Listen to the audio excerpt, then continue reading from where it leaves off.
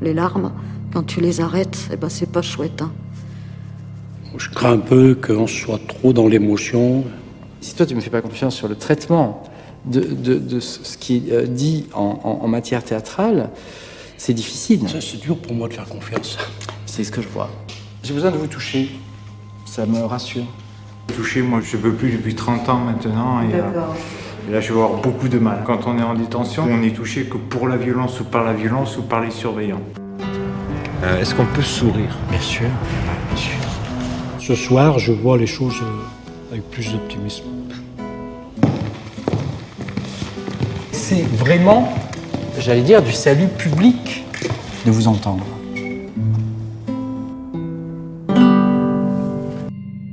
Donc, eh bien, merci à tous d'être parmi nous, et en particulier, bien sûr, François Velay, et notre auteur et grand témoin, parce qu'il va être question non seulement de son livre, mais de son histoire, de lui-même, Louis Perregaux.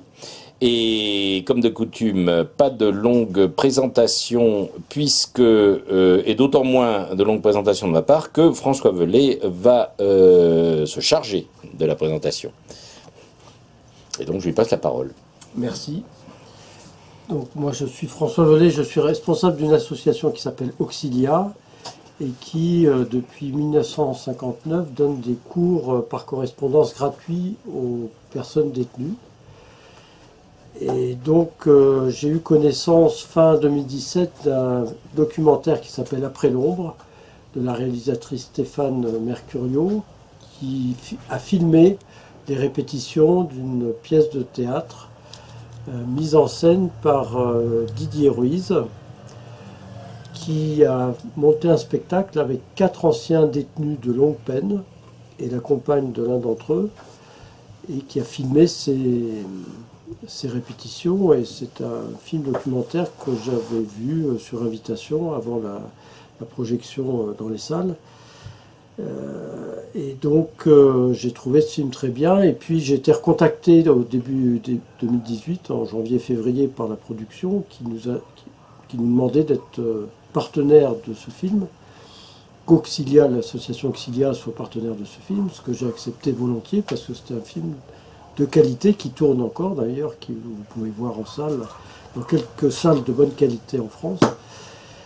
Et la production m'a dit en plus il y a un des protagonistes qui a pris des cours avec Auxilia, pour ce que j'ai découvert à cette occasion, puisqu'il n'en parle pas dans le film.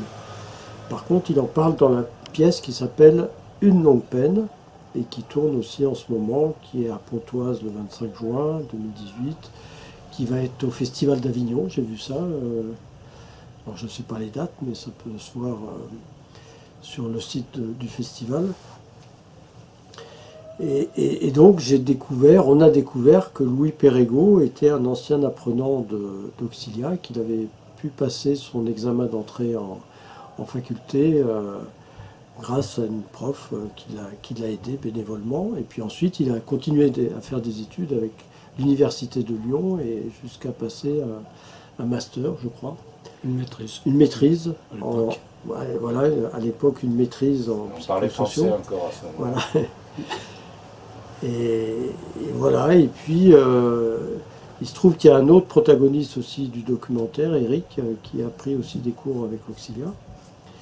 Et donc on s'est rencontrés, et on a appris aussi à cette occasion que, enfin moi on m'a appris, puisque des bénévoles le connaissaient, que Louis Perregaux avait écrit 3 livres. Et donc on a cherché sur internet, on a vu qu'un était en réédition, et donc on a pu l'acheter lors de la présentation de la pièce à Paris le 20 mars dernier, où il avait amené quelques exemplaires, donc j'ai pu l'acheter, le lire.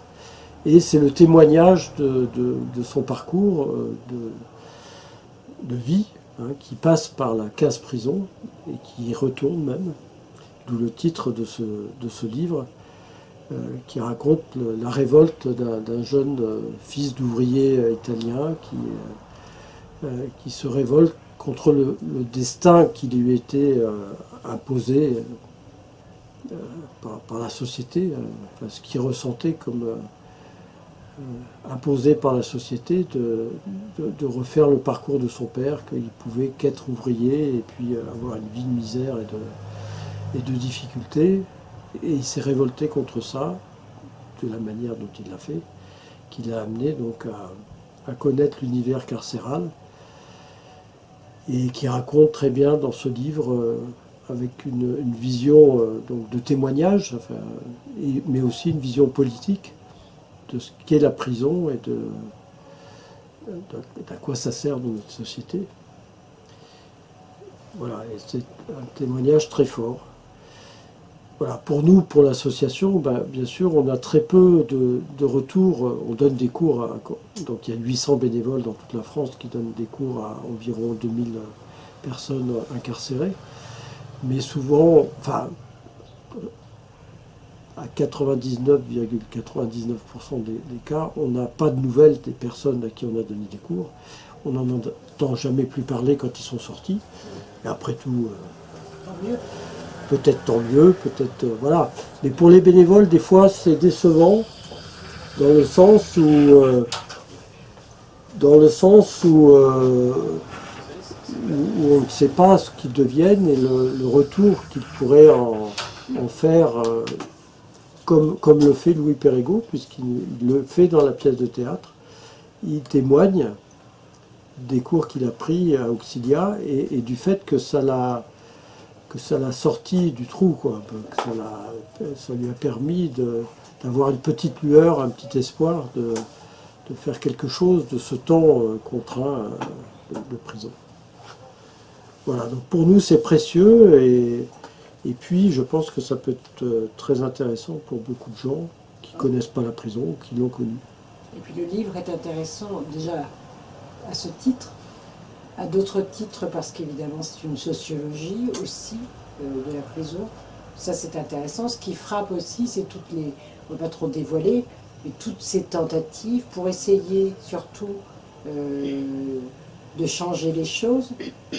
Ça, c'est assez formidable, l'élan créé lors des élections de 81. Donc ça, c'est... Tout en restant, si tu peux t'approcher, parce qu'on ne va pas trop entendre sans ça ce que tu dis. Bon. Si tu peux t'approcher un donc, petit peu. En 81, l'effort enfin, je veux dire, il y a un léger frémissement, ou en tout cas des gens de bonne volonté qui essayent de changer les choses. Entre autres, ce fameux directeur de prison qui essaye de moderniser, d'humaniser un peu. Bon. Ce qui est affreux, c'est quand on voit, avec le recul, c'est quand on voit le résultat au jour d'aujourd'hui, en fin de compte.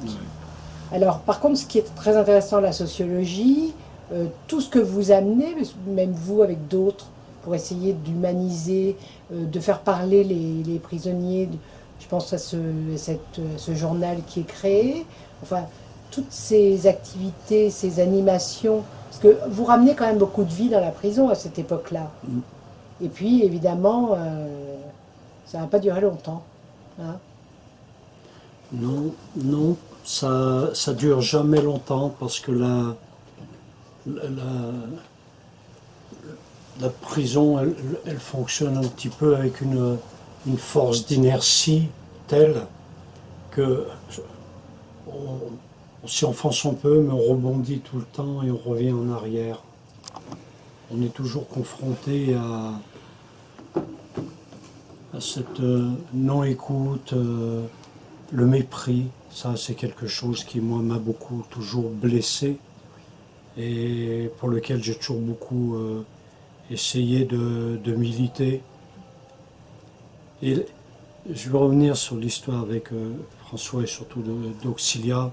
C'est une belle rencontre parce qu'à un moment dans ma vie, je me sentais tellement dans le désespoir, au fond du trou, que de pouvoir correspondre avec quelqu'un, pouvoir commencer à étudier, m'occuper l'esprit, ça a vraiment été un moment de survie. Il y a eu deux faits importants. Là, c'est l'étude, donc, et puis plus tard l'écriture, dans un deuxième temps, qui m'a sauvé la vie. Mais pour revenir à l'enfance, j'ai un parcours banal de môme de banlieue, avec on était 7 enfants dans une famille dont on dirait aujourd'hui qu'elle est bien sous le seuil de pauvreté. Mon père était poseur de voies. C'est-à-dire, il portait les traverses pour qu'on pose des rails dans une usine de produits chimiques. Il a commencé à travailler à l'âge de 12 ans. Il était chauffeur de rivets à cette époque-là. Toutes les tôles étaient tenues par des rivets. Et ils employaient des gamins à entretenir le feu, chauffer la rivet, puis à acheter les litres de rouge. C'est là qu'il a commencé à boire. Il n'a plus arrêté. Je jette pas la pierre, c'est un homme d'une bonté extraordinaire. Je crois qu'il m'a jamais botté le cul. Peut-être des moments je l'aurais mérité. Oui, puis ils avaient une vie difficile, donc voilà, ils buvaient, on peut aussi comprendre à l'époque, bien sûr, de son existence. Peu de gens se rendent compte de la dureté, mais même aujourd'hui. Hein. Moi je vois que les gens parlent beaucoup, mais sont très très très éloignés des réalités de certains métiers, de certaines professions.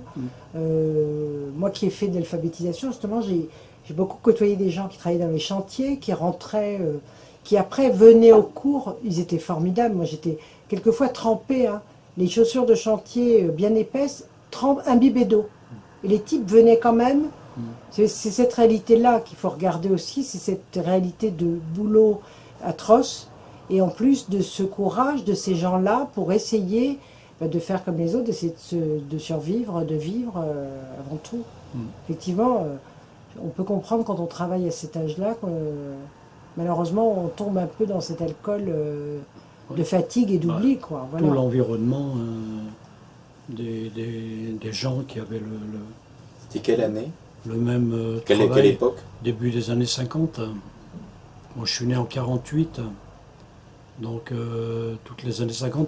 Et le pire pour moi, c'était le sentiment de ne pas pouvoir sortir de ces rails-là. C'est vrai qu'à l'époque, un fils d'ouvrier était ouvrier. À part de rares exceptions, quand les parents arrivaient vraiment à se saigner aux 80, comme on dit, et bon, chez nous, c'était pas possible. Ma mère avait eu la même existence que mon père. À 12 ans, elle travaillait. À 22 ans, elle était veuve avec 2 enfants. C'est à ce moment-là qu'elle rencontre mon père. Et ils ont additionné leurs difficultés. Et on s'est retrouvés 7. Il n'y en a pas un qui est allé au-delà du certificat d'études primaires. Donc je me retrouve un petit peu en prison. Mon père, en même temps, était un militant. Il était communiste et il était syndicaliste, ce qui lui a valu beaucoup de déboires. Et j'allais vendre l'Humanité dimanche avec lui le matin. Et bon, j'ai toujours milité parce que curieux d'entendre ça chez moi, ça fera peut-être sourire, mais j'ai un sens de la justice exacerbé. Je crois que quand on est enfant, on est encore davantage sensible. Je crois que c'est un gros problème avec lequel ils ne tiennent pas assez compte dans les prisons. Parce que des jeunes qui sont condamnés pour des fois des faits, des actes minimes, voient que les hommes politiques s'en tirent aussi facilement sans avoir leurs excuses, c'est invivable. Tout à fait. Les racines du radicalisme, oui. C'est peut-être Bien sûr. dans la banlieue qu'il faut le trouver, dans la rue, dans les prisons. Oui. Après, il n'y a plus qu'à mettre un nom là-dessus pour récupérer. Mais le travail est fait. Oui. C'est là-dessus que les hommes politiques devraient peut-être un peu plus s'interroger. Mais ça ne les intéresse pas, ça les arrange. Et moi, j'en suis venu avec Auxilia parce qu'à un moment donné, avec quelques co-détenus qui réfléchissaient, on avait essayé de créer un syndicat de prisonniers. On disait le meilleur moyen, c'est le premier pas vers la réinsertion. On va prendre contact avec les syndicats, on avait des projets fous. On a fait éditer les statuts. Bon, bien sûr, cet acte citoyen n'a pas beaucoup plu. L'après-midi, on était dispersés et moi j'étais mis à l'isolement. Donc à l'isolement total à ce moment-là, avec une étiquette de DPS, détenu particulièrement surveillé. Et c'est là que je me suis dit, alors je lisais tout ce que la bibliothèque de l'établissement pouvait me procurer, mais c'est là que je me suis dit, il faut absolument que je m'occupe l'esprit, sinon je vais faire comme les 3/4 des gens, je vais accepter la petite fiole de médicaments qui permet de dormir et d'oublier, d'attendre. Bon, ça, je ne voulais pas. Et j'ai demandé à fréquenter il y avait une classe de remise à niveau dans la prison, mais ils me l'ont interdit à cause de cette initiative. Et après, il n'y avait plus bien le choix, il y avait les cours par correspondance. Alors il y avait le CNED, mais c'était payant, je n'avais pas d'argent. Et puis c'est là que j'ai entendu parler dans la détention d'Auxilia. Et c'est pour ça que depuis le début, je rends hommage à cette structure. Dans la pièce, je ne pensais pas qu'on se retrouverait un jour. Et encore, c'est pas simple, parce qu'en fait, ce que vous expliquez dans votre livre, c'est que, bon, c'est bien joli tout ça, il y a des possibilités, heureusement, pour certains de prendre des cours, mais il y a quand même, là aussi, des bâtons dans les roues. On fait tout pour... c'est pas, on a l'impression que vraiment... ils sont logiques. L'administration, voilà, s'acharne à... Ils n'y croient pas, la réinsertion. Exactement. Donc quelqu'un qui va passer des diplômes, qu'est-ce qu'il va en faire? Tout à fait. Il va être encore plus déçu, ça m'est arrivé. Voilà, oui, c'est sûr. Et donc, oui, ils sont dans leur logique, qui est horrible, mais qui est fondée, quoi. Oui, puis je pense aussi qu'il y a quand même aussi la manipulation derrière. C'est quand même embêtant s'il y a un peu trop de détenus qui se mettent à s'éclairer un peu le cerveau, à réfléchir, à contester, à effectivement réfléchir sur les conditions et justement les injustices. Donc je pense que pour eux, c'est pas non plus la meilleure des voies. Voilà. Tant qu'ils trafiquent un peu leur téléphone, qu'ils font rentrer un petit peu de shit et qu'ils se tiennent tranquilles, voilà, tout va bien. La paix des braves, comme on dit. C'est ça. C'est ça. Et donc là, j'ai eu la chance de rencontrer épistolairement une professeure de philosophie et qui m'a vraiment encouragé. Moi, j'avais une telle soif, je découvrais. Puis alors, la philosophie, pour moi, c'était un autre monde. Hein. Et ça a duré à peu près 6 mois. Elle avait beaucoup de patience, elle m'a initié un peu, m'a dégrossi en fait. Et au bout de 6 mois, elle m'a dit je suis désolé, je ne peux plus vous aider, mais passez l'examen d'entrée à l'université. Ce qui m'a effrayé. Puis je me suis dit, bon, après tout, qu'est-ce que je risque? Donc j'ai essayé, j'ai eu de la chance, ça a marché. Et après, ça a été encore très compliqué pour qu'un enseignant de la faculté déjà accepte de venir me rencontrer en prison. Ça a été encore plus compliqué pour avoir l'autorisation. Et puis finalement, ça s'est quand même mis en place au bout de 6 mois pratiquement de démarche. Derrière, j'ai passé le bac parce que pour moi, c'est En prison? En prison, oui. C'était quelle année, ça? Alors, ça remonte à quand, ça? Les dates. Grosso modo. Fin des années 70. Et à l'époque, vous purgiez une peine longue? J'étais en attente d'un procès d'assises pour des braquages que je contestais. Et j'étais en prison depuis... j'étais jugé et condamné définitivement après 6 ans. De préventive. De préventive. Et après 6 ans de préventive, vous avez passé combien de temps encore après? Eh ben, j'étais condamné à 12 ans après. Donc il en restait 6. Donc il en restait pas tout à fait 6. J'en ai fait un peu plus de 2 encore. Ouais. Et après, les remises de peine, on fait une petite partie de conditionnel. Puis j'étais un exemple. J'étais donné comme un exemple. Bah oui, parce que quand même le bac... le courant s'est inversé. Oui, c'est ça. Avant, il DPS, passé à... Et après, il s'appuyait sur moi. J'étais un modèle de réinsertion. Ouais, d'accord. Oui. Mais j'avais pas de boulot. Oui. Ah oui, mais parce que la réinsertion, et notamment par les études, de toute façon, prisonnier ou libre, dans la France d'aujourd'hui, vous avez, et encore, quand vous avez un emploi, vous n'allez pas demander à être payé en plus. Voilà. C'est ça maintenant. Hein.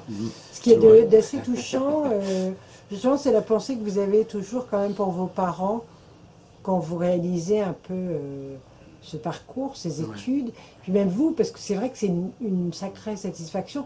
Puis je pense qu'après, de se dire capable, parce que je pense que sans doute avec un parcours difficile comme ça, on n'est pas tellement sûr, même si on se sent intelligent ou pertinent, on n'est pas forcément sûr de pouvoir... c'est quelque chose d'autre que de réaliser, que de réussir, je trouve. Oui, on est dans le doute permanent, exact.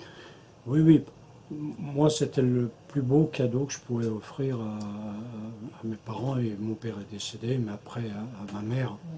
Quand tu lui as fait remettre le diplôme un petit peu enluminé du baccalauréat, elle en a fait des photocopies pour les distribuer, elle était trop fière. Mais oui, mais ça c'est formidable.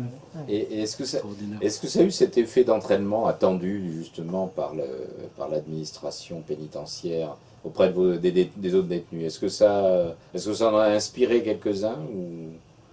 Je ne sais pas, là. Je peux pas répondre à cette question, je ne sais pas.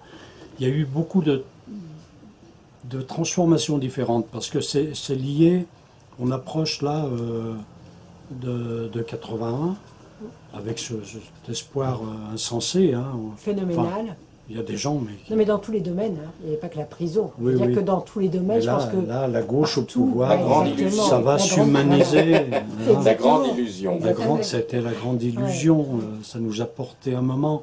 Mais il est arrivé à ce moment-là un sous-directeur de prison.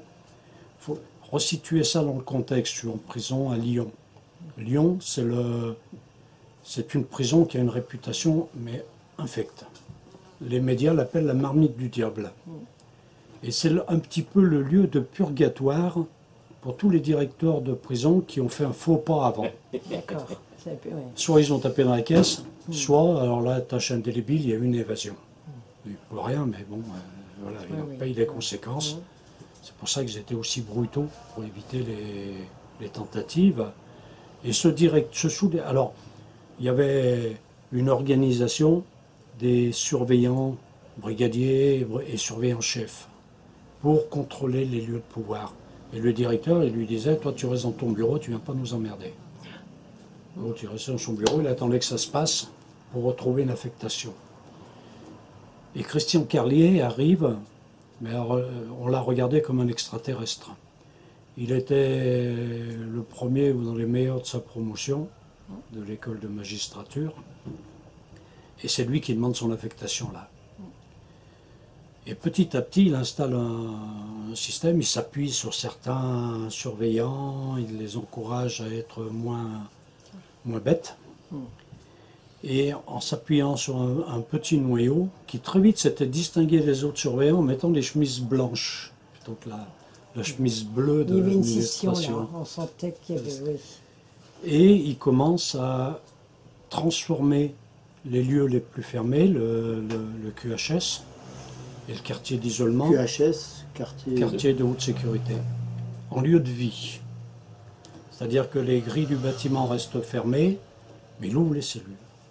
Moi, j'ai passé à peu près 5 ans sans avoir jamais vu mon voisin d'en face.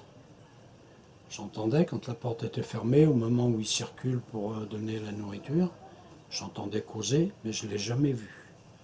À partir de ce moment-là, dans des... Vous étiez seul à l'époque, les prisonniers dans votre cas étaient isolés, donc tout seul dans sa cellule. Oui. Voilà, dans un quartier qu'ils appelaient le sous-marin. Bon, ça donne une idée. Mais parce que je dis ça parce qu'aujourd'hui le problème qu'il y a apparemment dans les prisons avec le surpeuplement, c'est plutôt le problème inverse. Oui. Maintenant ils sont à 18 par mais maintenant, pratiquement toutes les cellules qui ont été prévues seules pour respecter un petit peu les recommandations des droits de l'homme européens, ils doublent les cellules. Il y a trop de monde. Les magistrats condamnent plus longtemps. La politique du chiffre, ça s'appelle. Voilà, il y a la politique du chiffre. Ils sont en train de faire les chantiers, ce qu'ils appellent les grands chantiers de la justice. Ils veulent désengorger les maisons d'arrêt et que les gens qui sont condamnés à moins d'1 mois de prison n'aillent plus en prison. Moins d'1 an, non? Non, d'1 mois. Moins d'1 mois. Le magistrat va le condamner à 2 mois, puis ça sera réglé. Voilà.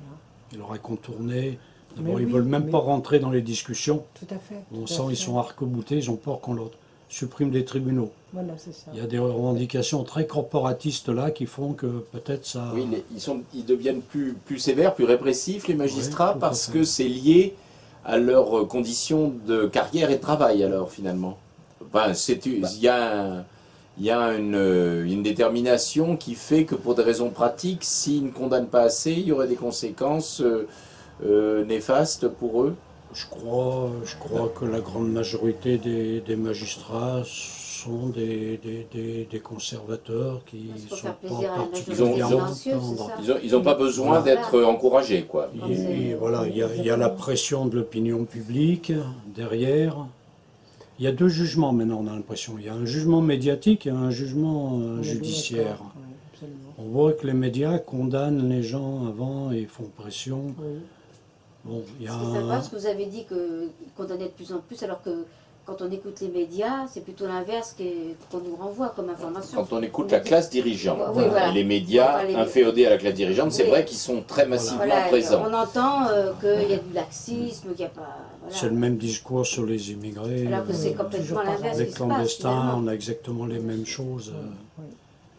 Il y a beaucoup de faits qui, il y a quelques années, ne donnaient pas l'occasion d'une condamnation en prison, de prison ferme, qui aujourd'hui sont systématiquement pénalisés par de la prison ferme. Alors qu'il n'y a plus de place en prison et qu'ils n'ont pas de budget pour construire plus de cellules et autres.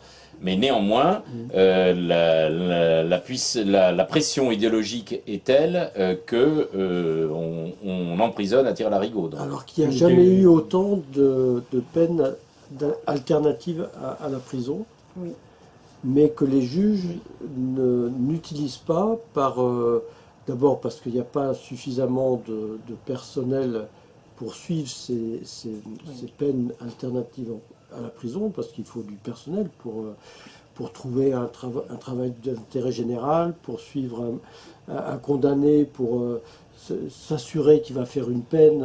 Ils ont supprimé les tribunaux, tous ceux qui font le suivi après. Les conseillers d'insertion et de probation, voilà, c'est ça.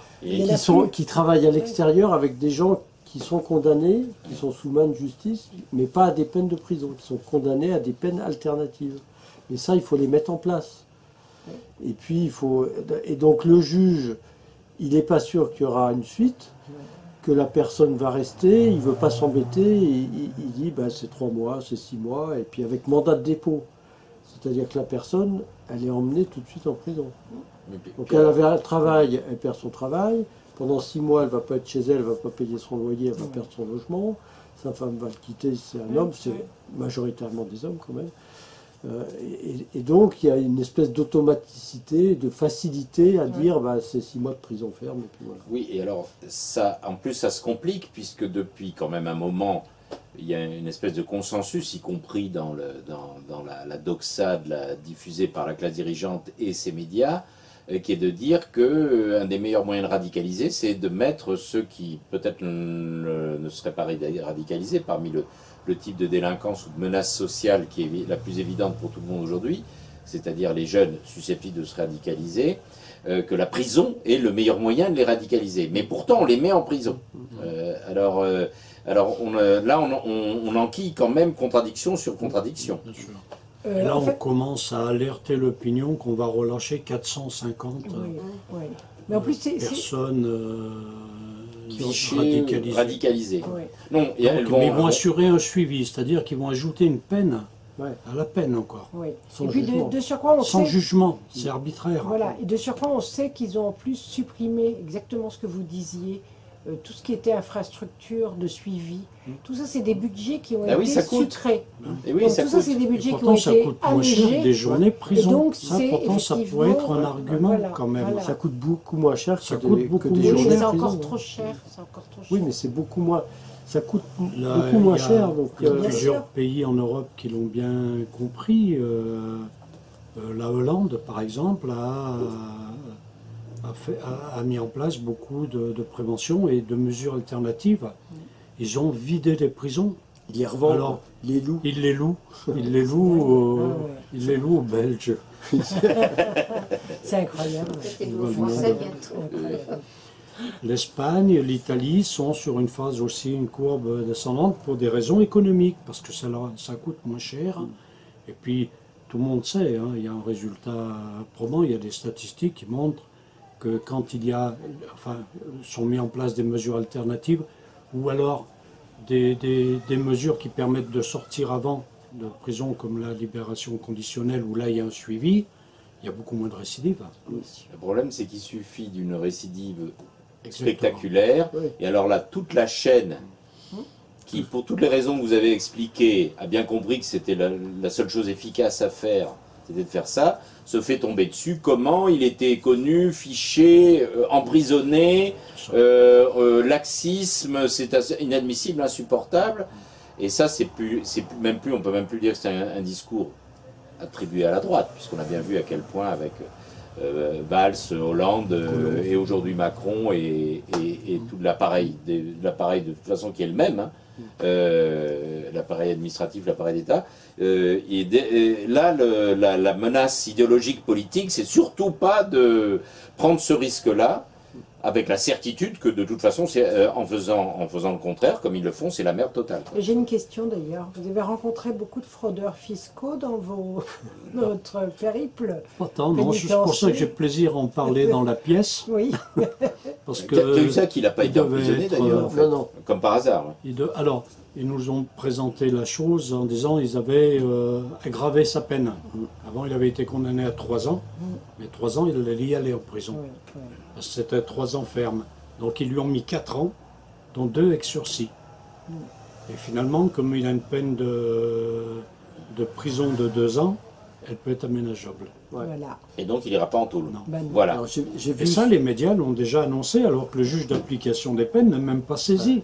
Et Les médias ont dit sa peine va être Et du coup, les détenus, les prisonniers ont cet exemple-là, et donc, évidemment, ils vont se révolter. Ça passe pas. Sans compter qu'il est le représentant de tous ceux sur qui on ne met jamais la main, ou qui sont alors... et qui les font mettre en tôle. Déboutés, voilà. Ah non, c'est ça qui ministre du budget quand même, et puis alors une diatribe contre les fraudeurs. Voilà. C'est pour ça que lui, il est là pour l'exemple. Une petite condamnation, parce qu'il n'aurait pas dû faire ça. Voilà. J'ai vu son avocat, Antoine V, vendredi dernier, j'étais à un débat sur la prison, justement, à la Fondation Jean Jaurès, avec la contrôleuse des privations, des lieux de privation de liberté, Madame Azan.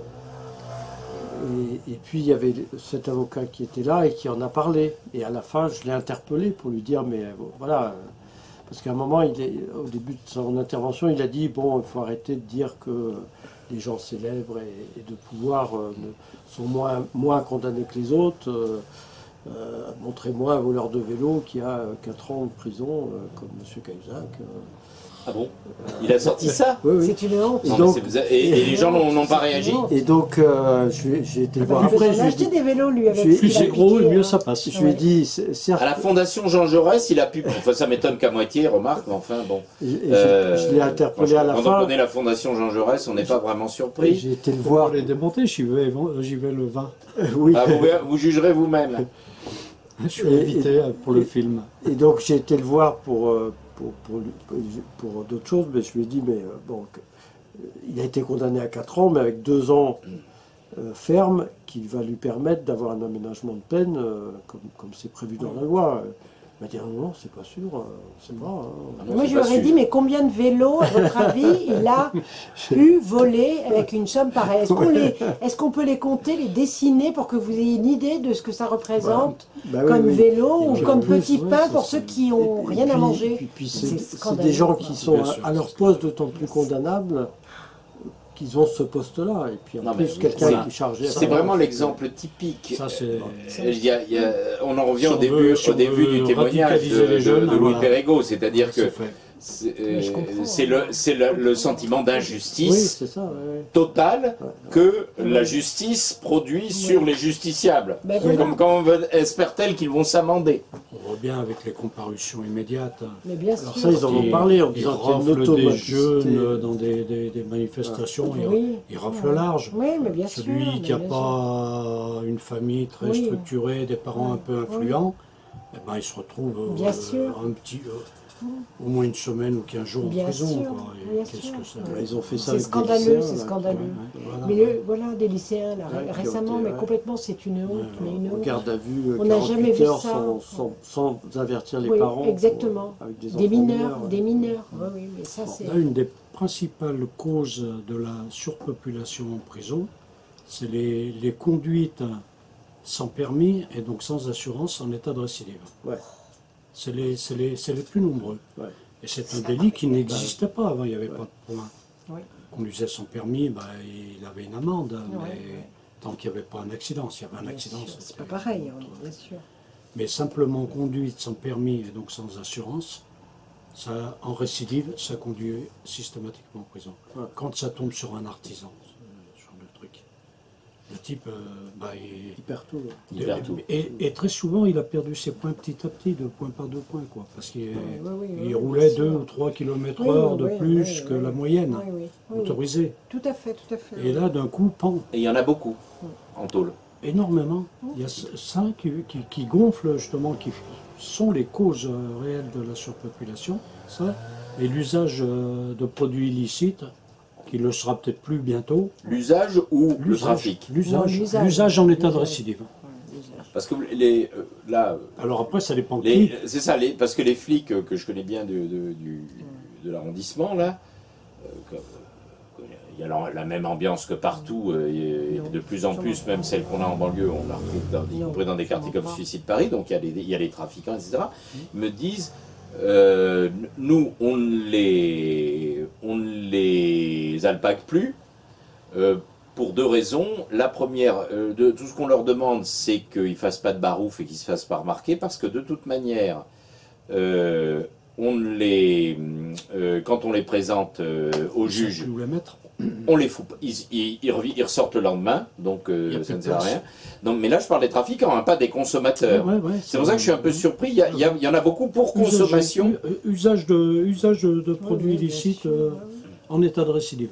Oui. Après, ça dépend qui. Ça dépend si on a une C'est tête ça, de oui. tête À mon ou avis, pas. c'est souvent le prétexte pour mettre à l'ombre quelqu'un qui gêne pour d'autres raisons, parce que c'est pas du tout dans la logique, je veux dire, indépendamment des questions de justice ou d'injustice ou de morale ou autre, pour des raisons pratiques, économiques, comme ils savent plus où mettre les délinquants, quel que soit le niveau de délinquance, en tout cas la petite délinquance, le petit trafic de shit, etc., de quartier, d'après ce que j'ai compris, ils ont une probabilité zéro de faire de la tôle, sauf s'ils commencent à faire vraiment des grosses conneries, quoi, derrière. Ouais. C'est peut-être l'usage d'autres produits. Oui, d'accord. Que le... Mais l'usage, voilà, l'usage, je suis surpris. Je pensais que c'était pour L'usage en état de récidive, ça conduit en prison. Et il y en a beaucoup. En comparution immédiate.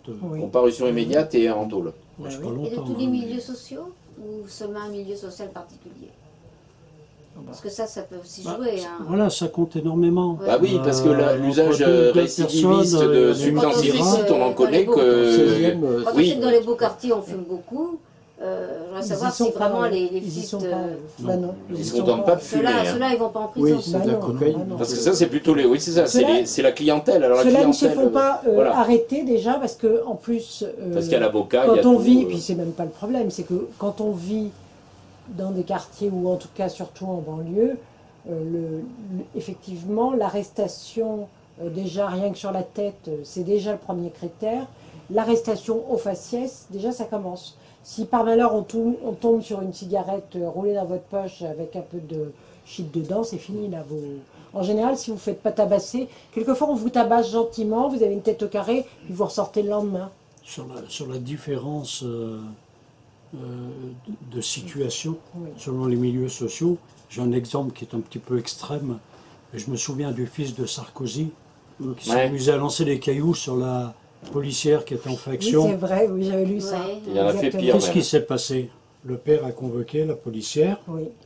qui avait porté plainte pour qu'elle la retire et lui a demandé où elle voulait être affectée. Voilà, ça se traite de cette manière-là. Ouais. Oui. Si c'est dans la banlieue qu'un gamin il balance des cailloux Parce sur qu'il le était petit, son policier, fils, à l'époque, comment ça avait se 10 termine ans, je pour crois. lui? Il y a un quart de CRS qui dépasse. Oui, Bah oui. il s'est manifesté encore après avec ses accidents de roue, etc., qui n'ont jamais débouché sur rien, comme par hasard. Mais bon. Ben voilà. J'ai quelques chiffres que notre responsable régional d'Île-de-France nous avait donnés là, récemment.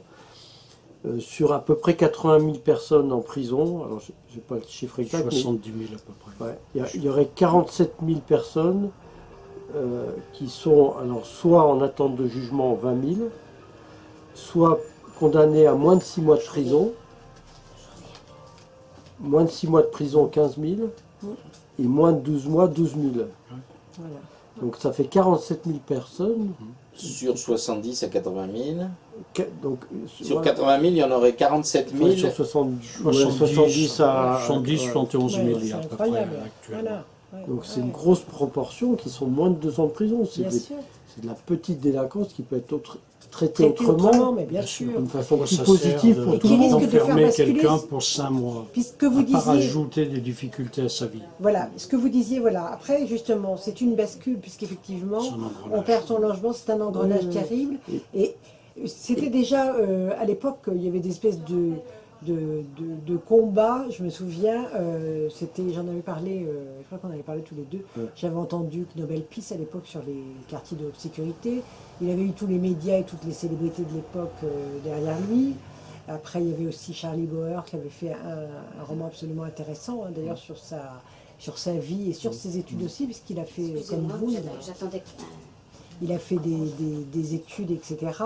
Mais c'est vrai que il focalisait beaucoup à l'époque, c'est peut-être un reproche que je fais aujourd'hui sur les conditions de détention dans les quartiers de haute sécurité.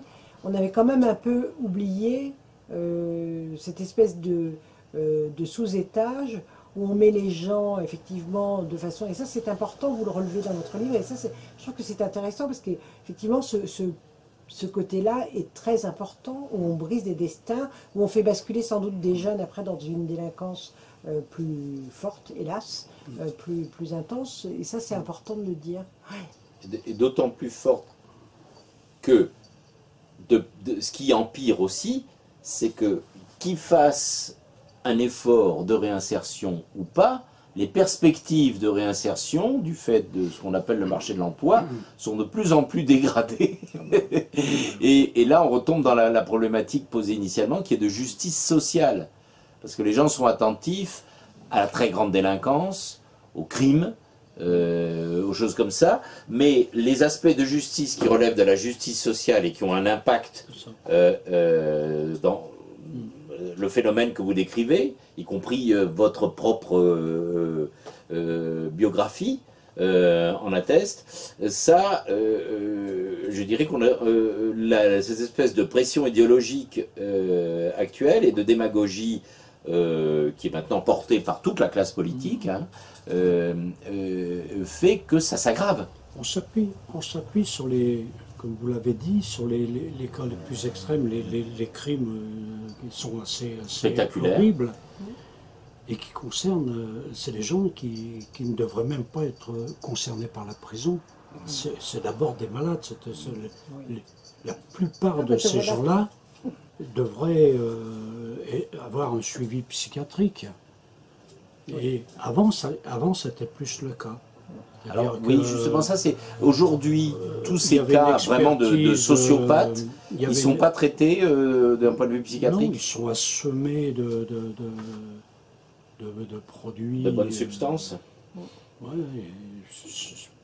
il y a des doses massives qui sont données, sont complètement abouties. C'est des gens qui sont extrêmement dangereux, d'abord pour eux, et puis pour leur entourage. Alors ils les font voyager maintenant. C'est les touristes carcéraux. Ouais. Ils les mettent dans un établissement pour un mois, puis hop, on leur fait voir du pays. Voilà. On les fait tourner comme ça pour pas qu'ils s'habituent, pour pas qu'il y ait de lien, pour que les gens se tiennent un peu à l'écart, mais il y a quand même des incidents graves qui se passent. J'ai été témoin. À l'intérieur des prisons. À l'intérieur des prisons, c'est les gens, ils sont, enfin, ils ne savent pas où ils sont. Ils savent pas où ils sont. C'est des zombies. Ils sont. Et le problème, ça relève finalement comme souvent, hein, d'une bonne intention. c'est quand il y a eu le courant antipsychiatrique dans les années 70, Oui. où les psychiatres qui prenaient en charge ces grands malades dangereux, à un moment donné, disaient, mais si jamais on estime qu'il est soigné, nous on le relâche. Et ça, c'était inacceptable pour l'opinion publique, qu'on relâche ces personnages qui avaient commis des crimes. Donc ils ont installé à l'intérieur d'établissements, il y en a un par région, un CMPR, Centre médico-psychologique. Et les psychiatres qui ont pris en charge ce CMPR ont accepté l'idée d'attribuer une part de responsabilité pénale à ces gens pour pouvoir les condamner. C'est bien qu'on, sous prétexte de les soigner dans des établissements spécialisés au sein des prisons, mais là il n'est pas question d'antipsychiatrie, hein, on condamne des gens. L'antipsychiatrie, hein, indépendamment des aspects positifs que vous avez évoqués, a fait quand même énormément de dégâts, et indépendamment d'ailleurs complètement de la problématique carcérale. Hein. Ce qui est intéressant aussi, et qu'il faut à mon avis aborder quand on aborde les prisons, ce sont, là il y a une recrudescence, je crois, sans précédent du nombre de suicides en prison. Tous les 2-3 jours. Exactement, et aussi les morts non expliquées, parce que ça aussi c'est un phénomène. Récemment j'ai lu un jeune de 30 ans, les parents demandaient d'ailleurs des comptes à l'administration pénale. Exactement. Et donc ça aussi... Ça arrive dans les commissariats aussi. Ça, oui, ça, oui. Mais sur les suicides en prison, on a des statistiques? Alors, c'est pour ça que je dis tous les 2-3 jours, c'est des approches, c'est des... Il y en a pas mal, mais c'est ça, selon les sources, c'est tous les 2 jours et une autre tous les 3. C'est une augmentation, c'est une augmentation constante. Donc au minimum une centaine par an. C'est le plus fort taux de suicide, en tout cas, en France. Ça représente 7 fois plus, je crois, que dans la société, à peu près. Alors là aussi, il y a une ambiguïté. Les gens pensent que les prisons sont des palaces. Oui, c'est ça. Oui. C'est des palaces où on meurt. Puis, et c'est des prisons, il faut le dire, où on enferme les pauvres. Bien sûr. On enferme une catégorie sociale les plus défavorisée, et puis des malades psychiatriques. Oui, c'est ce qu'il faut dire, absolument. Absolument, ça, il faut bien insister là-dessus. Mais sur la perception des prisons par les Français, justement, au débat, la Fondation Jean Jaurès a fait une enquête auprès de 1300 personnes, je crois, pour savoir quelle était la connaissance des situations des personnes en prison. Et en fait, une grande majorité des Français connaissent très bien les conditions carcérales. La surpopulation, les difficultés d'insertion, la saleté, l'état de vétusté. Etc. Mais néanmoins, ils concluent que c'est trop beau pour eux. Pour les gens en prison. C'est terrifiant. Les prisonniers sont trop bien traités. Et ils estiment à 50% à peu près. Oui, vous l'avez lu, cette enquête. Que je perds le fil là. Oui, que la souffrance et l'isolement devraient faire partie intégrante de la peine. Mon Dieu. Oui, la peine, ça doit faire mal. Ça doit faire mal, hein, c'est ça l'idée. Giscard d'Estaing disait de la punition. Que de la privation de liberté. Ouais. Parce qu'on attribue ce rôle qu'elle ne tient pas de réinsertion à la prison. Et elle ne peut pas le tenir. Et elle peut de moins en moins le tenir, puisqu'il n'y a pas de perspective maillon de dans la chaîne réinsertion. répressive. Ça concerne la police qui arrête, elle n'arrête pas n'importe qui, n'importe où. Oui, bien sûr. Les magistrats qui condamnent plus, plus longtemps. Oui. Les législateurs et puis le conseil, les élus qui légifèrent. Et ça concerne... Et puis on a eu des condamnations. C'est un problème politique. Nous, la France... Voilà, on a eu des condamnations quand même. Sur les conditions d'incarcération. Absolument, sur la vétusté, l'état de nos prisons, régulièrement, sur les droits de l'homme aussi. Sur la durée là, avec les migrants, mais aussi avec les prisonniers aussi. Pour des raisons économiques que toute la conversation a bien décrit, on est amené à utiliser la prison pour ce que Marx appelait l'armée de réserve. C'est-à-dire les gens qu'on ne peut plus mettre au travail à cause du coût du travail qui est trop élevé, dont on ne sait pas quoi faire. Alors, il y a toute la partie qu'on peut maintenir dans une espèce de quart-monde où où ils ont de quoi ne pas crever et où ils ferment leur gueule. Et puis les autres, ceux-là qu'on n'arrive pas à contrôler, il y a la case prison, c'est tout. Et alors évidemment, prétendre qu'on va les réinsérer alors que c'est précisément parce qu'on ne peut pas les insérer, qu'il n'y a rien à leur proposer en termes de socialisation par une voie d'activité économique normale. Donc évidemment, on sait que la perspective de réinsertion, c'est une supercherie totale.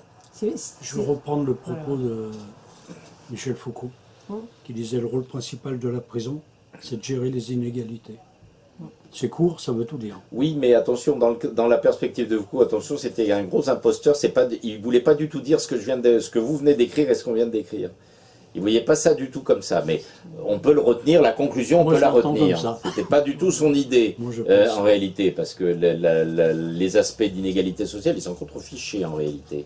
C'était pas ça qui le préoccupait du tout. Ça ne préoccupe pas, enfin il l'a dit. Moi, oui, mais c'est interprété comme ça, mais j'explique ça souvent aux gens qui reprennent cette période foucalienne, et les raisons pour lesquelles ils s'étaient intéressés aux prisons étaient très particulières, mais ça je pourrais vous en parler une autre fois. Mais bon, ce qui est vrai, c'est que la phrase, le jugement, pour le sens que ça a, on peut le reprendre pour tel. Absolument. C'est devenu en particulier ça maintenant, et pour toutes les raisons que vous venez d'expliquer de votre témoignage, de ce qu'a rappelé M. Velay, Agathe, etc., on voit bien qu'aujourd'hui, la contradiction en procès, comme dirait ce bon Marx, que constitue la prison, la case prison, ne peut que devenir de plus en plus profonde et insoluble. Parce que, à la lumière de tous ces constats, qu'est-ce qu'on peut faire comme pronostic sur la manière dont les choses pourraient évoluer? On peut regarder vers le passé déjà, parce qu'il y a quelque chose qui est quand même assez significatif. Si on situe la période où la prison est devenue une peine, parce qu'avant c'était pas une peine, on mettait quelqu'un en prison pendant une semaine, 15 jours, avant un procès et une punition. Au début du 19e siècle, c'est devenu une peine en soi. On a compté en nuit de prison. On donnait c'était du temps. Et c'est lié au début du capitalisme en Europe. C'est-à-dire qu'on a commencé à partir de ce moment-là, parce qu'on n'allait pas faire souffrir quelqu'un parce qu'il était vagabond. Mais à partir du moment où c'est devenu une peine, ça l'a permis. Et c'est là qu'on commence à enfermer en France les prostituées, les enfants vagabonds et les mendiants. Oui. Et on les fait travailler dans les premières manufactures, pour rien. Vous confirmez exactement mon modèle marxiste. Donc évidemment, je ne peux qu'approuver cette conclusion de la part d'un expert, mais il faut bien voir aussi que la manière dont les choses se sont aggravées dernièrement sont également liées au fait que ce trop-plein, cette masse de jeunes actifs potentiels pour lesquels on n'a pas d'activité à proposer, proportionnellement au reste de la population, a augmenté considérablement. Et comme vous l'avez fort justement rappelé, la prison c'était surtout pour se mettre à l'abri de la société des gens qui étaient dangereux pour elle. À l'origine, c'était ça. La bourgeoisie c'était pour mettre à dangereuse. Voilà, c'est les gens qui étaient dangereux pour la société. Donc globalement, la société civile, comme on dit, la prison, c'était pour qu'ils puissent pas être que ce danger ne pèse pas sur le bon citoyen, on va dire. Et après, ça évolue à la lumière de ce que vous venez d'expliquer. Donc la prison. Ce qui est intéressant dans votre livre, d'ailleurs, c'est cette période, ce temps qui défile, parce que justement, comme vous replacez en même temps que vos années de prison, ces époques, voilà, Mitterrand, etc., on défile comme ça, et quand on arrive à la fin du bouquin, on se dit mince, le temps a défilé, mais rien n'a changé, c'est même pire qu'avant. On est même dans une régression. Parce qu'en plus, on sait que les lieux, en plus, il y a une vétusté sans précédent, puisqu'on n'a plus quasiment de budget. Je crois qu'il y a très très peu d'investissements qui ont été faits. Donc c'est incroyable, parce qu'on se dit, on a régressé. Il y avait les chalandonnettes à une époque. Oui. Vous vous souvenez de ça? Oui, oui. Hein, on a privatisé la construction, ça devenait rentable pour certains. Il y en avait qui se faisaient des thunes. On est toujours dans la situation des contrats privés et publics. Oui. Et on confie de plus en plus de parties de l'enfermement au privé, qui est tout à fait d'accord pour construire. On lui cède des concessions de 20 ans, il faut l'alimenter après. Bien sûr. Qu'est-ce qu'on va lui dire si on n'envoie plus personne en prison? Ben voilà. On va dire, demain, voilà, les gens sont gentils, on a réglé le problème, on va la fermer, votre la prison. gestion de la prison, les murs, les aspects techniques et investissements sont donc privatisés, mais le gardiennage est resté public. Quand même, pour l'instant. Pour l'instant. Pour le moment, mais on ne sait pas. Pour le moment. Ça va se privatiser. Enfin, ils sont en train d'y réfléchir, parce que je crois qu'ils sont vus, ils ont remarqué quand même que ça... Il y avait des exagérations. Mais dans quel sens les exagérations? Pardon? Dans quel sens les exagérations? C'est devenu une affaire commerciale, donc qu'il faut alimenter. Donc on ne va pas dans le sens de ce qu'ils voudraient réduire, parce que ça coûte cher en même temps à l'État. Et bon, là ils sont dans une contradiction de plus. Et oui, une de plus. Et c'est un problème qui peut être réglé qu'au niveau politique et social, sociétal. Oui, ça les intéresse pas. Sinon, c'est pas possible. Il y a eu des tentatives de Christiane Taubira. Ils sont en train d'enterrer complètement... Tout ce qu'elle a essayé de faire. Elle avait fait quelques propositions qui étaient intéressantes. Et là ça va disparaître. On est allé présenter le film à l'Assemblée nationale. Oui, j'ai pas pu. Quel est le titre du film, s'il vous plaît, le titre du film? Après l'ombre. Ça, je vais le montrer je le rajouterai sur la vidéo. Hein. Je mettrai tous les documents sur la vidéo. Et on était invité par, je ne sais plus comment il s'appelle, ce député de... Adrien Taquet. C'est ça. C'est lui qui nous réinvite. Qui est député LRM des... Il est en marche. Oui. Il marche. Il est assez sympathique, hein, d'abord. Bon, il a eu le courage quand même de passer le film. Ils étaient 20 députés à s'être inscrits. Il y en a 4 qui sont venus. Voilà. Ils n'ont même pas prévenu... 20 inscrits à l'Assemblée et 4 présents pour assister à la projection du film. Avec le débat. J'ai pas pu y être parce qu'il n'y avait plus de place. Il n'y avait plus de place. C'était une salle de 20 places. Non, il y avait plus de place, mais il fallait s'inscrire. Il fallait s'inscrire. Il fallait s'inscrire, et moi on m'a dit non, c'est plein, on ne peut pas... C'est pour ça qu'ils refont une projection à la Fondation Jean Jaurès, le 20. Mais il y aura peut-être moins de députés là. Voilà. Ou pas les mêmes. Moins, ça devient difficile. Le 20 juin. Le 20 juin. Oui, le 20 juin à la Fondation Jean Jaurès. D'accord, et c'était à quelle heure? Profitez-en pour faire votre publicité. C'est quel jour? C'est 20 juin, pardon. Mais oui, la vidéo aura été diffusée d'ici là. Oui. Bon, alors... On va faire de la publicité à la Fondation Jean Jaurès, une fois n'est pas coutume. Ce qui est plus intéressant, le mercredi 20 juin à 19h à la Fondation Jean Jaurès. Je reviens à votre remarque. 12 cité Malesherbes à Paris, 9e. Vous disiez, il y a une régression. Oui. Voilà, c'est une des causes pour lesquelles moi je me suis remobilisé dans cette pièce de théâtre et ce film. Parce que j'ai l'impression que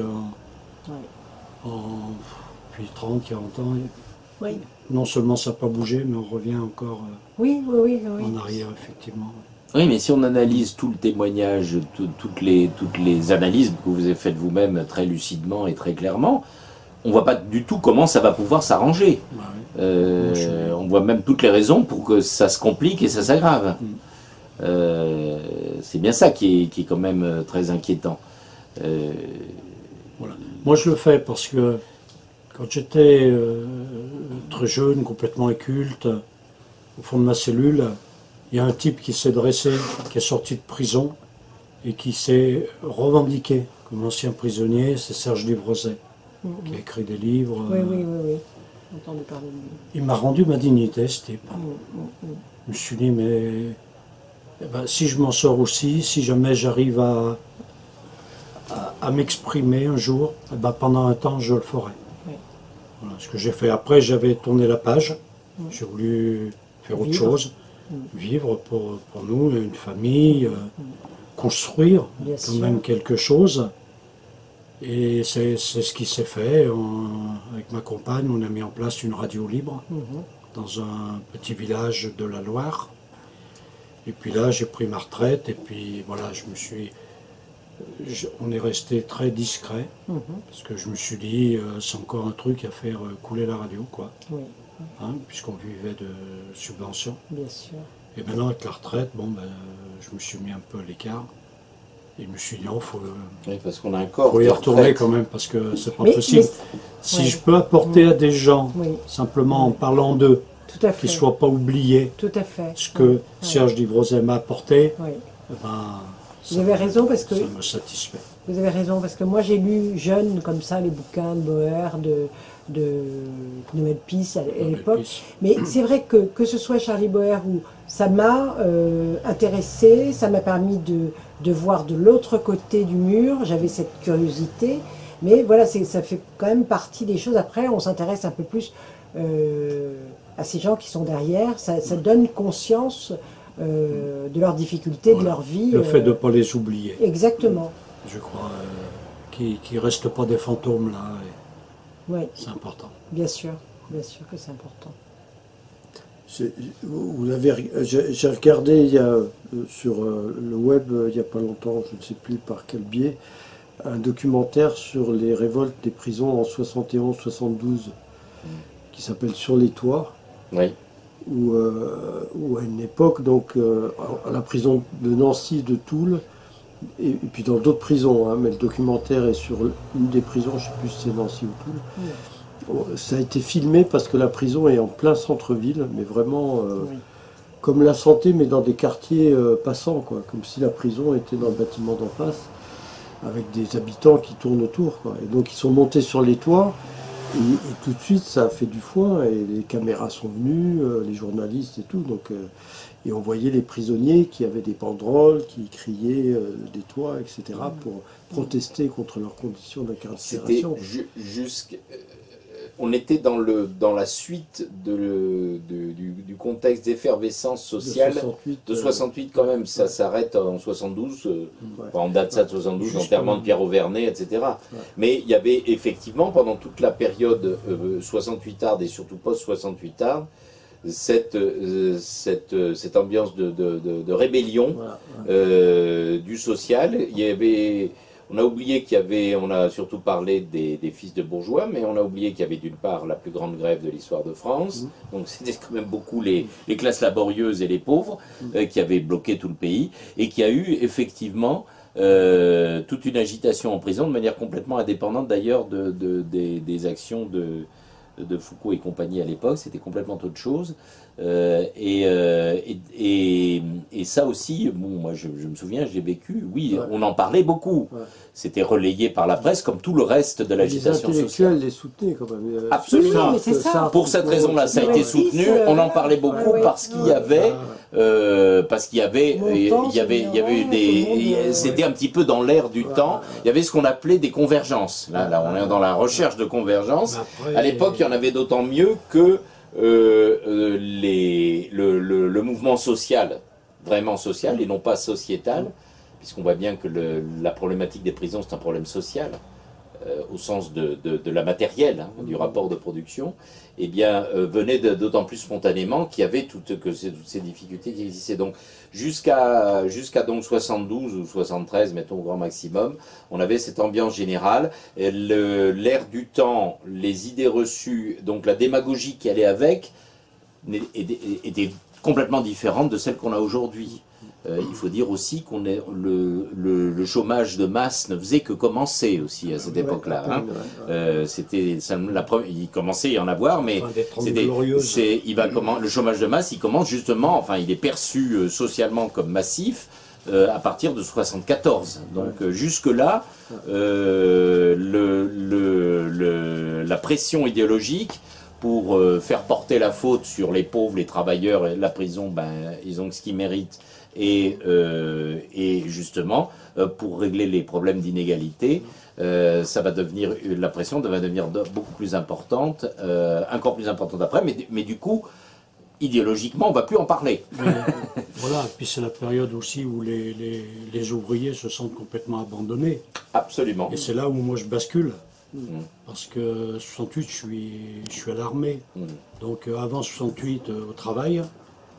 Oui, à l'armée, 68, pour les plus jeunes générations qui vont voir la vidéo, qui ne savent pas, on n'est pas à l'armée à l'époque parce qu'on s'engage. Je m'étais pas engagé. Il y avait le service militaire obligatoire. Voilà. Non, il faut le rappeler ça, parce que voilà. Pour les générations actuelles, il y aurait une confusion possible. Ces années-là, c'était 12 mois. Ouais. Non, 16 mois. 16 mois. 16 mois. Ah, oui. Et pour ceux qui n'avaient pas la coopération, qui n'avaient pas... pour ceux qui n'étaient pas des fils de bourgeois, tout cela, eux, le service, ils le faisaient.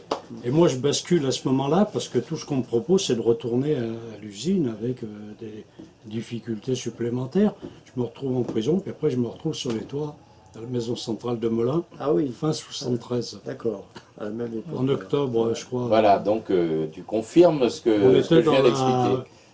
On était dans la révolte. Et puis à l'époque, il y avait la révolte, elle a commencé pour moi juste après cette grande désillusion, quand tout le monde, certains sont allés gagner de l'argent dans la pub, et les ouvriers, il fallait qu'ils retournent sous le harnais. C'est ça. Et pour moi, c'était inimaginable. Oui, parce qu'il y avait ceux qui tenaient les mégaphones et qui ont tenu des micros après. Et puis les autres, ça y est, vous avez bien servi. On a bien pu se faire mousser. Maintenant, au boulot. Voilà. Et quand il n'y a plus de boulot, en tôle.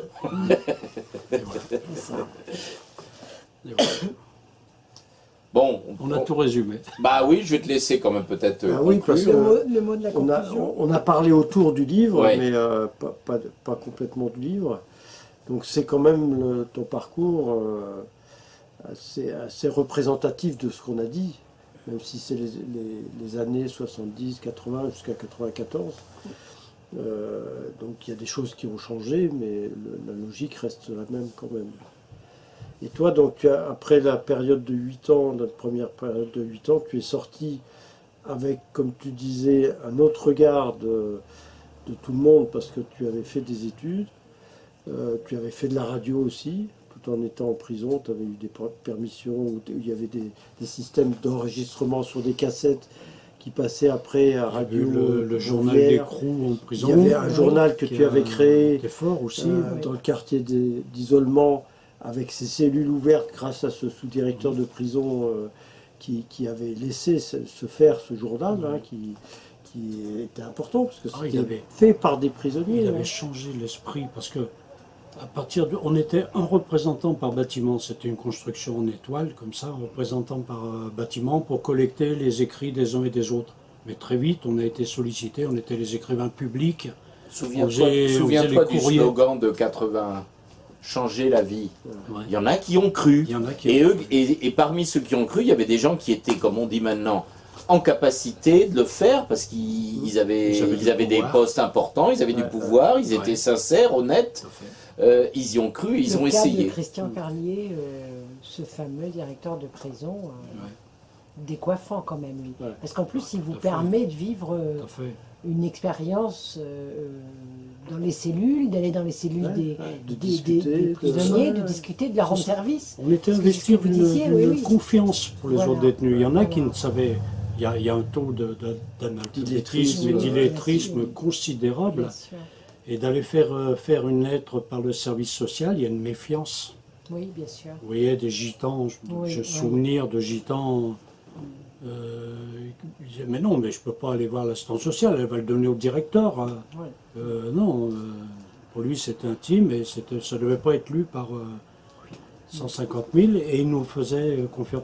Quand on a investi de ça, c'est vrai que ça change le regard. Il y a beaucoup de regards qui... Mon regard, il a changé plein de fois. Hein, je crois. J'ai de la chance de ne pas avoir de strabisme. Mais ce sous-directeur qui est arrivé comme un extraterrestre aussi, il a aussi modifié ma réflexion. Avant, c'était plus confortable.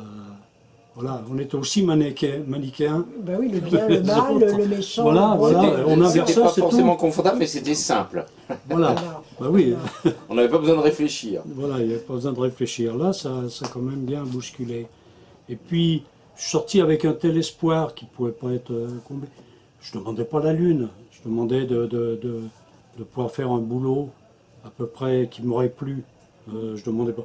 Je m'étais attiré par l'argent, pas quelque chose qui m'intéresse. D'avoir de quoi vivre me suffisait largement. Mais dans des conditions, hein, pas faire des boulots que j'aime pas, quoi. Bon, un boulot qui me plaît pas moi, plaira à un autre. Mais on a quand même bien sûr, un minimum oui, d'exigence. Oui, bien sûr. Et impossible de trouver une place. Il aurait fallu que je retourne sur les chantiers pousser les brouettes. C'est tout ce qu'on m'autorisait à faire. Alors, résister, puis un jour, il y a une récidive à un moment donné. Et là, je me suis retrouvé, là, je me suis dit, c'est fini, quoi. C'est fini, à un tel point que, pour moi, la seule issue à tout ça, c'était le suicide. Et c'est une idée que j'ai tenue longtemps.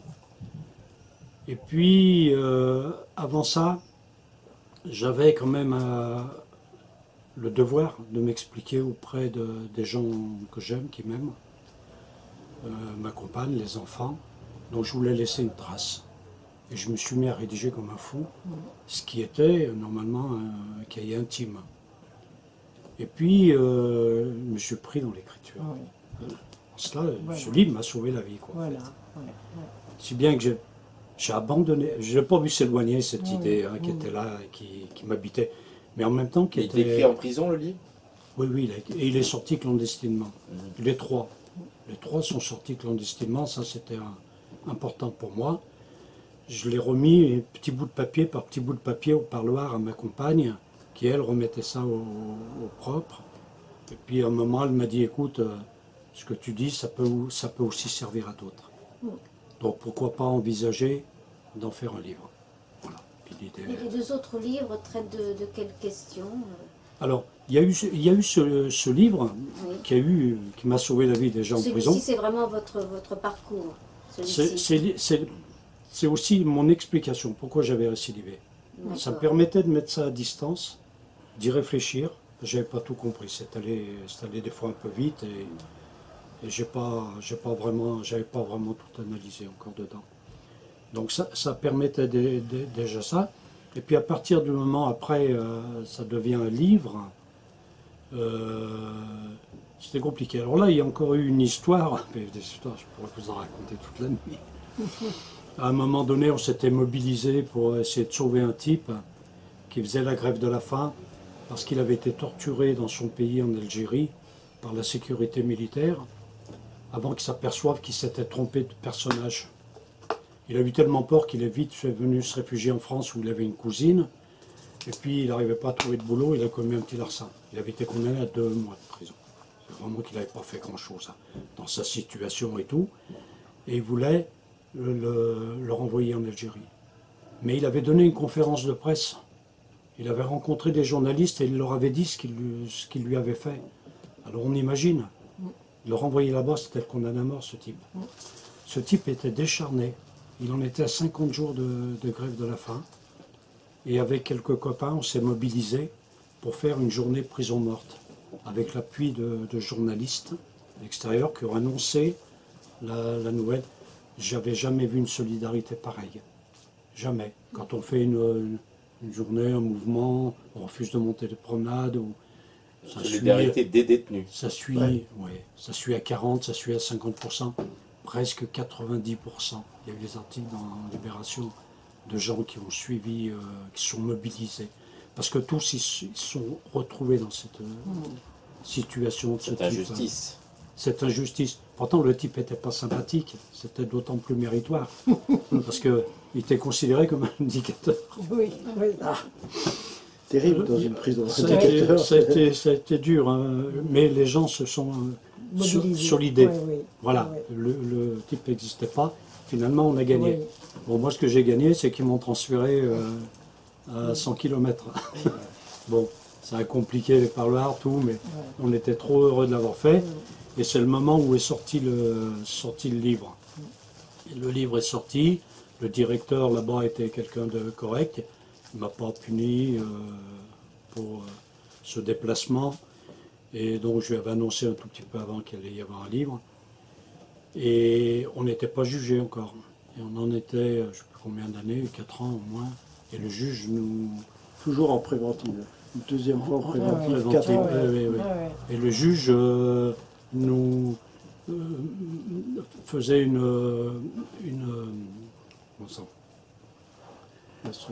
instruction, merci. Une instruction, il passait les délais. Normalement, il obligeait au moins une fois par an. Et il passait les délais. Donc l'avocat a dit on va poser une liberté provisoire qui va refuser, on fera appel. Et en appel, on va y aller pour que la cour d'appel le rappelle à l'ordre. Je crois que ça dure 10 ans cette histoire. Et on est allé en cour d'appel, là aussi c'est une rencontre extraordinaire.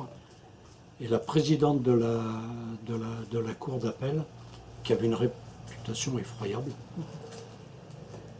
elle posait des questions comme si la possibilité de me mettre en liberté provisoire existait.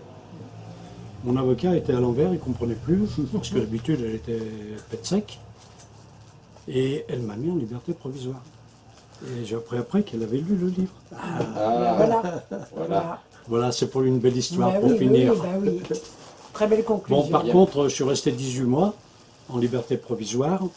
Le magistrat qui était très lent, pas pressé, du coup il a activé les choses pour nous faire passer en cour d'assises. Et là, j'étais condamné à 12 ans. Et donc, je suis resté... mais ça m'a permis d'écrire 2 autres livres. Ben voilà. Eh bien, merci Louis, merci François. Merci beaucoup. Merci pour ce lieu. Et bravo. Et j'espère que ces témoignages passionnants vont susciter l'intérêt. Merci en tout cas. Merci à vous. Et bravo. Merci. Bon, moi je vais prendre le livre. Et jamais...